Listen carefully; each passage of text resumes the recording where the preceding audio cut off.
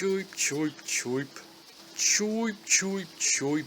3 tiny holes for each eye is more than enough. Skywalker proved that way back in A New Hope. It's after the defeat of Vader and the Empire is desperate, and resort to working with a Sith cult to gain ground. And instead of Kal Katarn, you play as a prospective new Jedi, with great potential. A fairly standard generic plot for a Star Wars game. It's kinda functional, more of an excuse for the action, but you do get to hang out with Luke and see his very fast mouth. Even your character has a very bland generic voice. It's no big deal. You said yourself this wasn't a competition.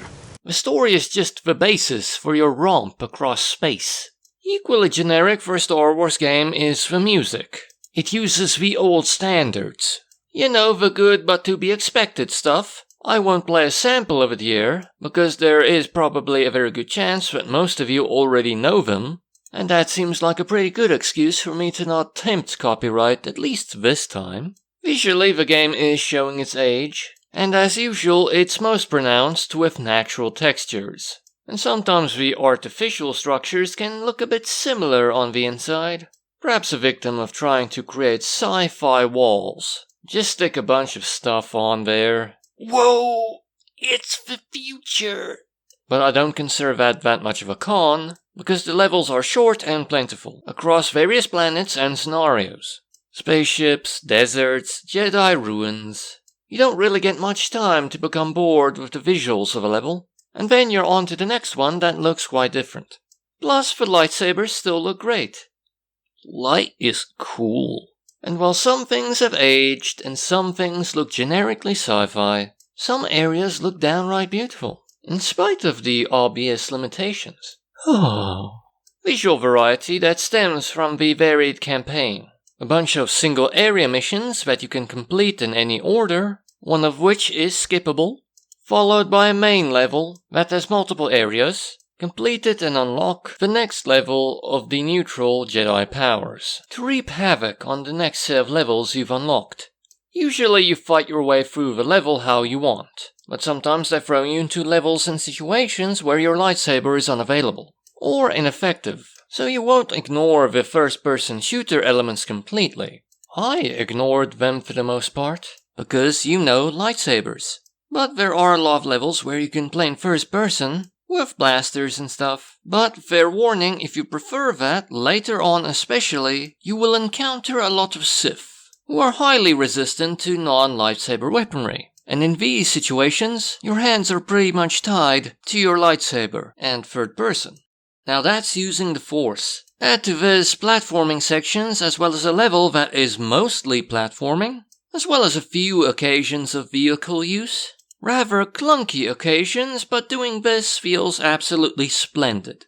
This level's essentially just speeders. As said, space romp. The gameplay is good. While I didn't play much of it, the FPS portion is functional. And you have a few weapons at your disposal. And I bet it's quite fun if you focus on it. Like you were forced to on the earlier levels of the previous game in the series. But on this one you start with a saber and I did not look back. It's fun to use, you have a lot of control over it. Vertical slash, horizontal slash, diagonal slashes both clockwise and anti-clockwise, roll stab, force jumps, lightning bending, dual wield. All these things come together to get you to the point of beating your opponent. And if your opponent is a Master Sith, all of those techniques may be necessary. Unless if there's a chasm between you two. A force push rarely works on a Sith Master when they're planted firmly on the ground, but they have absolutely no air defense. This technique became my go-to. It's a lot easier. That and sometimes jumping on them Mario style.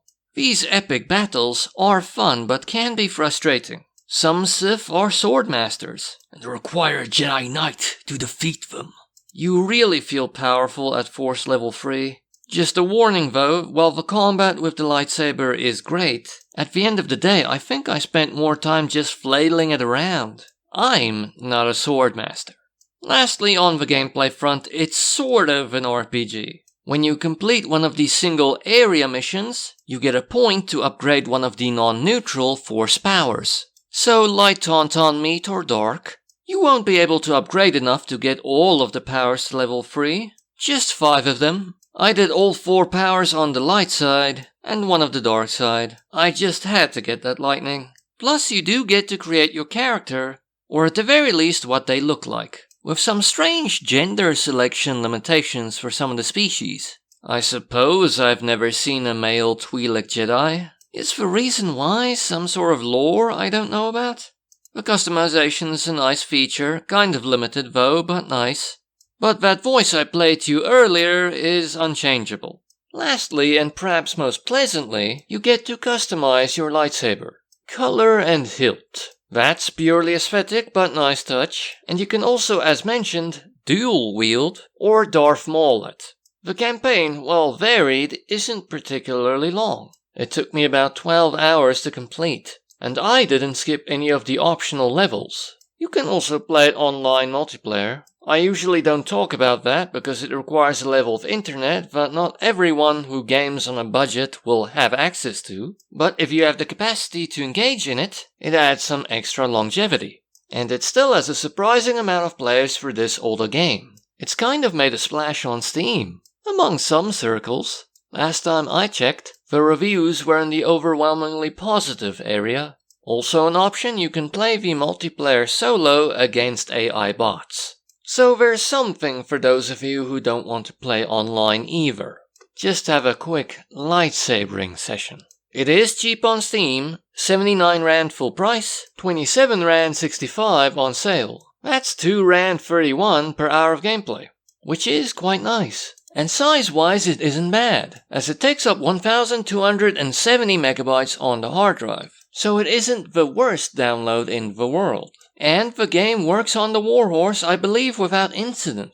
Stereotypically, it's okay for kids. There's no blood, the lightsabers cauterize and singe everything. And I believe Jedi Knight 2's tendency of having limbs be removed by the lightsabers is largely gone here. I can't truly remember it happening on this one.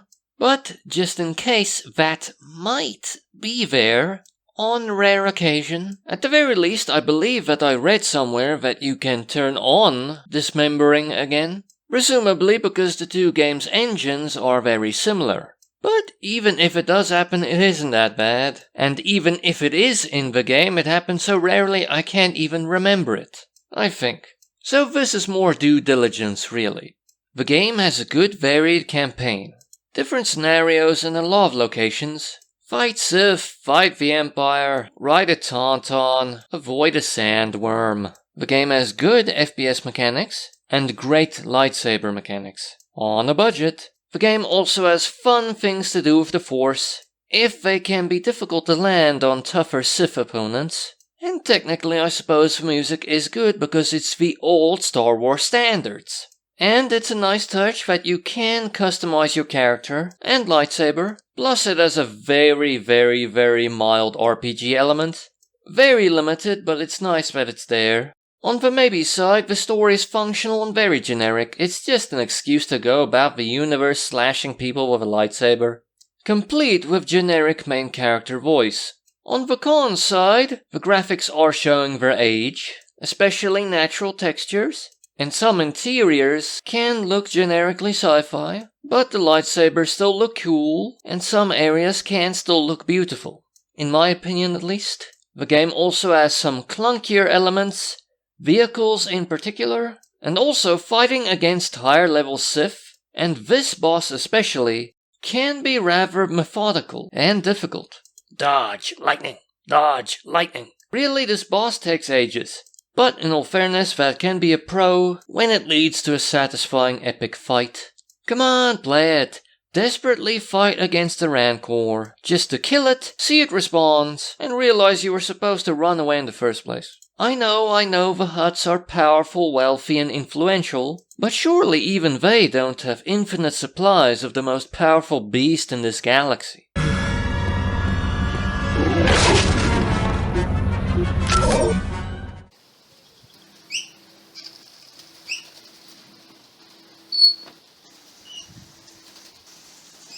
Choip, choip, choip. Choip, choip, choip.